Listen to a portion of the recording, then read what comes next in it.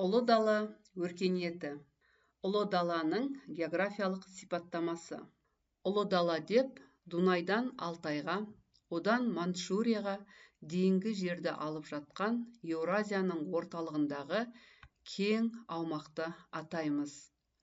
Бұл белдеудің ұзақтығы 6000 шақырым, ал ені 2000 шақырымды құрайды.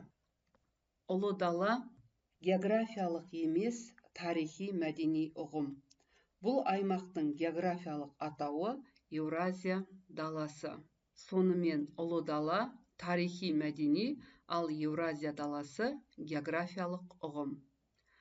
Орта ғасырлардағы ұлы даланың Дунайдан Алтайға дейінгі аралық атауы мұсылман жазба деректерінде Дешті Қыпшақ деп аталды.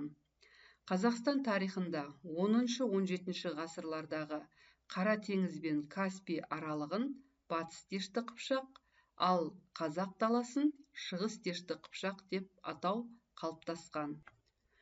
Енді ұлы даланың маңызды тарихи мәдени мәндеріне тоқталамыз. Бірінші, экологиялық мәні. Ұлы дала көшпелілер өркениетінің бесігі саналады. Ұлы даланың табиғи климаттық жағдайы көшпелі өркениеттің пайда болуы мен өркендеуіне ықпал етті.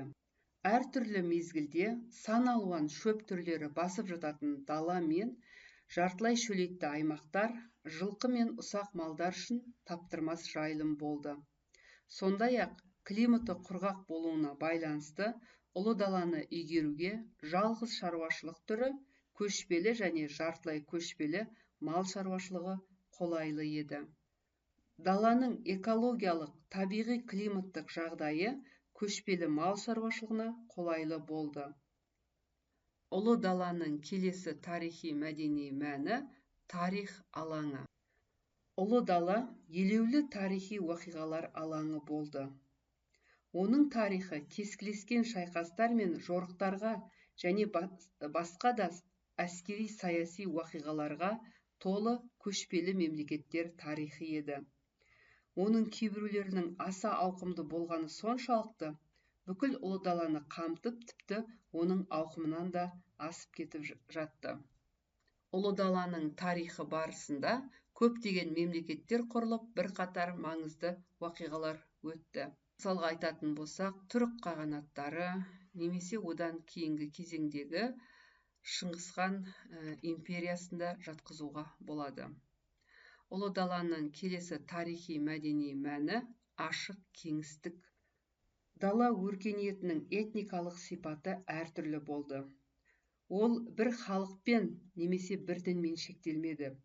Көшпелілер алуан түрлі тілде сөйлейтін түркілер, моңғолдар, ирандықтар және әртүрлі нәсілге жататын монголоидтар, европеоидтар және аралас нәсіл түрлері халықтардан құралды. Олардың ұстанған діндері де әртүрлі болды. Мысалы, тәңіршілдік, зороастризм, буддизм, ислам. Оларды туыстастырған және біріктірген ұлы дала мен көшпелі мал шаруашылығы еді. Ұлы дала тілдік, антропологиялық және этникалық араласулар мен өзара мәдени байланыстардың орталығы болды. Ұлы дала тарихының тағы бір қыры көшпелілердің және отырықшы егіншілік өркениеттің өзара ықпалдастығы.